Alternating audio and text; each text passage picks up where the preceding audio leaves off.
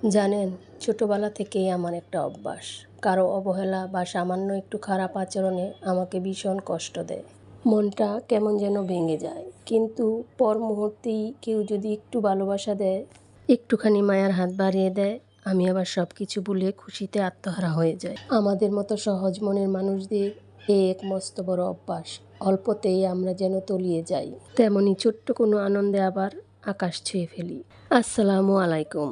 সংসারের এই রান্নাবান্না, সংসারের টুকিটাকি কাজ শেষ করে যখনই ছাদে যাই, তখন যেন নিজের সাথে নিজে কথা বলার একটা সুযোগ পাই। এই যে দেখছেন শুকনো পাতাগুলো বস্তায় ভরছি, আমার মনে হয় আমাদের জীবনের কষ্টগুলো এই শুকনো পাতার মতোই ঝরে যায়, ধূসর হয়ে যায়, কিন্তু এগুলো যখন আবার যত্নে জমিয়ে রাখা হয়, দিন শেষে গাছের জন্য চমৎকার সার হয়ে ওঠে। জীবনের কঠিন আঘাতগুলোকেও আমি ঠিক এভাবে সারে রূপান্তর করতে শিখেছি। কষ্ট পেলেও তা বুকে চেপে রেখে হাসি মুখে এগিয়ে যাওয়ার নামই তো জীবন। গাছের এই ছোট্ট চেমগুলোর দিকে তাকিয়ে দেখুন কতটা মায়া জড়িয়ে আছে। কেউ আমাকে একটুখানি গুরুত্ব দিলে, একটুখানি ভালোবাসা দিলে আমার ভিতরটা এক অদ্ভুত কৃতজ্ঞতায় ভরে ওঠে।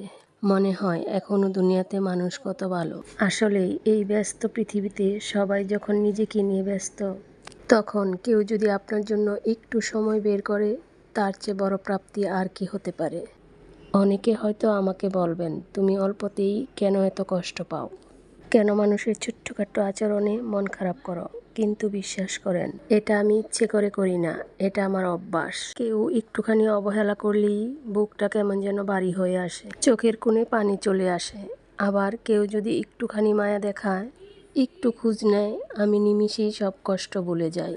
এই যে গাছ থেকে একটা একটা করে চিম পাড়ছি, আমার জীবনটাও ঠিক এই গাছের মতোই। কত ঝড়-ঝাপটা যায়, কত পাতা ঝরে যায়, কিন্তু দিন শেষে ছোট্ট একটা ফল বা ফুল ফুটলে সব কষ্ট সার্থক হয়ে যায়।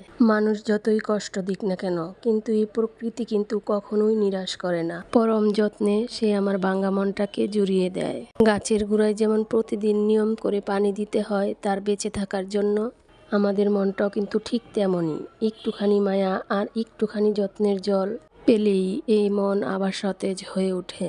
খুব সাধারণ একটা মানুষ আমি, সাধারণ আমার এই পথ চলা। দিন শেষে নিজেকে এভাবেই সান্ত্বনা দেই, মানুষের আঘাতগুলো ভুলে মায়াটুকু নিয়ে না হয় বেঁচে থাকি।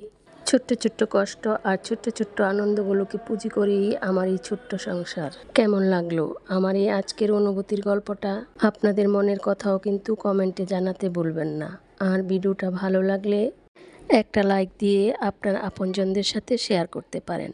আজকের মতো এখানেই শেষ করলাম। আপনারা সবাই ভালো থাকবেন, আমার জন্য দোয়া করবেন। আল্লাহ হাফেজ।